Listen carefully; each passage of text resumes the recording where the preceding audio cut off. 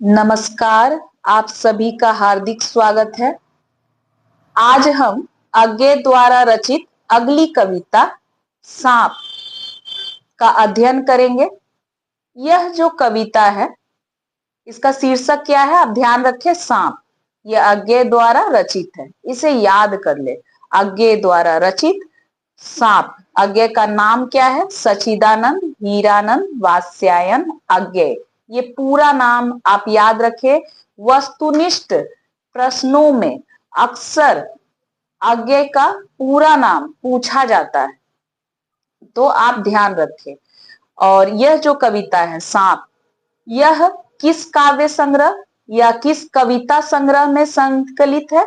तो इंद्रधनु रोंदे हुए ये भी एक वस्तुनिष्ठ प्रश्न बनता है कि कविता किस काव्य संग्रह या किस कविता संग्रह से ली गई है। ठीक है, तो मैंने दो प्रश्न यही आपको बता दिए। अब आइए कविता पर चर्चा करते हैं। कविता की व्याख्या को हम सहज सरल भाषा में समझेंगे। क्यों? क्योंकि ये परीक्षा की दृष्टि से बहुत ही महत्वपूर्ण है। आप सदैव कविता को समझने का प्रयास करें, रटे नहीं। रटना नहीं है आपको, उसे समझना है। जब आप विषय को अच्छे से समझ जाते हैं, भली भांति विषय को जब हम समझ लेते हैं, तब उसे परीक्षा में हम अपनी भाषा में लिख सकते हैं। आइए अब हम कविता को समझते हैं। सांप, तुम सभ्य तो हुए नहीं, नगर में बसना भी तुम्हें नहीं आया। अब सांप कहा जा रहा है, ठीक, लेकिन सांप क्या है? सांप का यहाँ प्रतीक के रूप में प्रयोग किया गया है। यह एक प्रयोगवादी कविता है और इस कविता में नई कविता की भी विशेषता हमें देखने को मिलती है।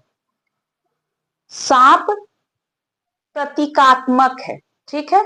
सांप के माध्यम से अज्ञे जी ने शहरी लोगों की मानसिकता को उजागर करने का प्रयास किया है। कैसी है उनकी मानसिकता? शहरी लोगों की चालाकी, कुटिलता, उनके अंदर एक विषैला स्वभाव होता है, एक छल कपट की जीवन शैली वो जीते हैं। कहते हैं ना, कथनी और करनी में अंतर है। तो ये सारी विशेषताएं महानगरीय जीवन शैली में हमें देखने को मिलती है। क्या होता है, आप अगर गांव से आए हुए किसी व्यक्ति से मिले तो अक्सर लोग उसे क्या कहते हैं? शहर में रहने वाले लोग उन्हें क्या कहेंगे? देहाती कहते हैं, कुछ गंवार कहते हैं। लेकिन वास्तव में क्या वो देहाती और गंवार होते हैं? नहीं, वो मन से सीधे साधे भोले भाले सहज सरल प्रवृत्ति के लोग होते हैं। उनके अंदर दिखावा नहीं होता है। लेकिन जब शहर में रहने वाले लोगों से आप मिलेंगे तो उनकी जीवन शैली समाज के सामने अलग होती है। घर के अंदर, परिवार के अंदर एक अलग ही माहौल होता है।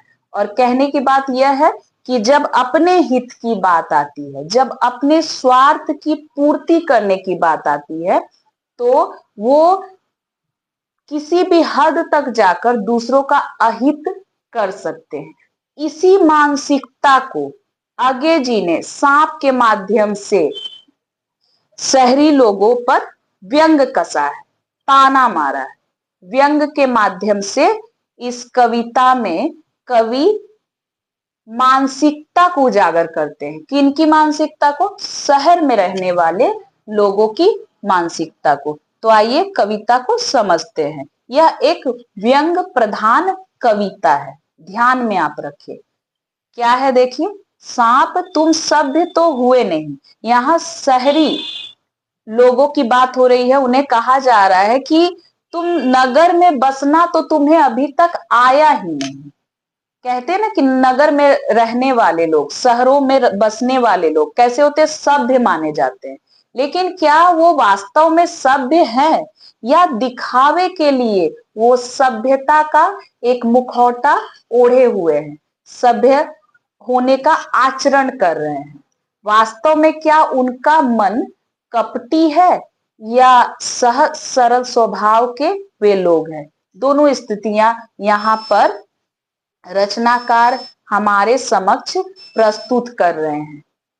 क्या कह रहे हैं? सांप, तुम सभ्य तो हुए नहीं, नगर में बसना भी तुम्हें नहीं आया। नगर में बसना कहने का भाव है कि वो लोग नगर में बसते हैं जो सभ्य होते हैं। क्या वास्तव में मनुष्य जो शहरी जीवन के अंदर रहते हैं, सभ्य होने का आचरण करते हैं, क्या वास्तव में वो सभ्य है?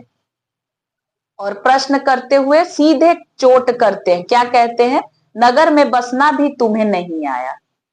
एक बात पूछूं, उत्तर दोगे? प्रश्न कर रहे हैं और उसके बाद फिर क्या कर रहे हैं? बात भी पूछ रहे हैं। क्या पूछ रहे हैं? प्रश्न के माध्यम से। ये व्यंग्य है, ठीक है। तब कैसे सीखा डसना, विष कहां पाया? कहने का भाव है छल कपट युक्त जो आचरण करते हैं, अपना जो विषैला स्वभाव समय आने पर दिखाते हैं, वो कहां से तुम्हारे अंदर आया है? क्यों? क्योंकि सांप की प्रवृत्ति क्या होती है? वो डसना कभी नहीं छोड़ता है। और सांप को ही प्रतीक मानकर यहाँ कवि शहर में रहने वाले लोगों पर, स्वार्थी मनुष्यों पर सीधे सीधे व्यंग करते हैं, ताना मारते हैं और कहते हैं कि कहां से ये आचरण तुम्हारे अंदर आया है। तो उम्मीद है ये एक छोटी सी कविता, लघु कविता आपको समझ में आई होगी। अब हम इस कविता से संबंधित कुछ महत्वपूर्ण बातों को समझ लेते हैं। आप अपनी कॉपी में अवश्य अंडरलाइन कर लें। पहला क्या है कि काव्य संग्रह कौन सा है? सांप शीर्षक कविता किस काव्य संग्रह में संग्रहित है? आप इसे ध्यान से कॉपी में नोट कर लें। इंद्रधनु रोंदे हुए ये, इंद्रधनु होगा, धनुष नहीं होगा, ध्यान रखिएगा, ठीक है। इंद्रधनु रोंदे हुए ये। अब जो ये कविता है, ये कैसी कविता है? तो सांप यहाँ पर प्रतीकात्मक कविता है। सांप का यहाँ प्रतीक के रूप में प्रयोग किया गया है।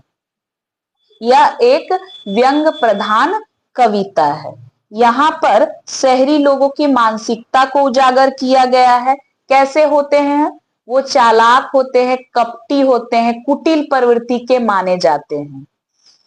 और उन लोगों के अंदर क्या होता है? ईर्ष्या द्वेष का भी भाव होता है। कहते हैं ना कि जलन की भावना है, एक दूसरे को आगे बढ़ता देखकर भी लोगों के मन में ईर्ष्या आती है।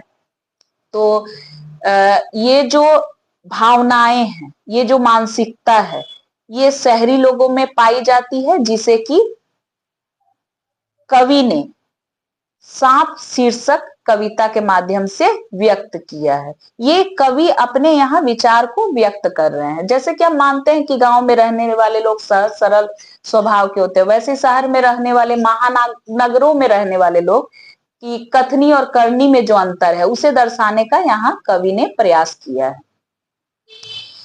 और साथ ही साथ उनके अंदर क्या होता है? शहरी लोगों में स्वार्थी प्रवृत्ति होती है और दिखावा करते हैं और अपना हित साधने के लिए वो किसी का भी अहित कर सकते हैं और उसके लिए वो किसी भी हद तक जा सकते हैं। और उनका स्वभाव कैसा होता है? कुटिलता उनके अंदर भरी होती है और वो विषैले स्वभाव के होते हैं। तो ये सारी महत्वपूर्ण बातें मैंने इस कविता के संदर्भ में आपको बताई। उम्मीद है यह कविता आपको समझ में आई होगी। कहीं भी आपको कोई दुविधा या संशय हो तो आप कमेंट बॉक्स में हमें अवश्य सूचित करें। मेरे चैनल को लाइक, सब्सक्राइब और शेयर अवश्य करें। जिन बच्चों तक ये वीडियो पहुंचना चाहिए उन तक अवश्य पहुंचाएं, ठीक है। मेरा ये छोटा सा सार्थक प्रयास आपके लिए। उम्मीद है कविता आपको अच्छे से समझ में आई होगी। धन्यवाद।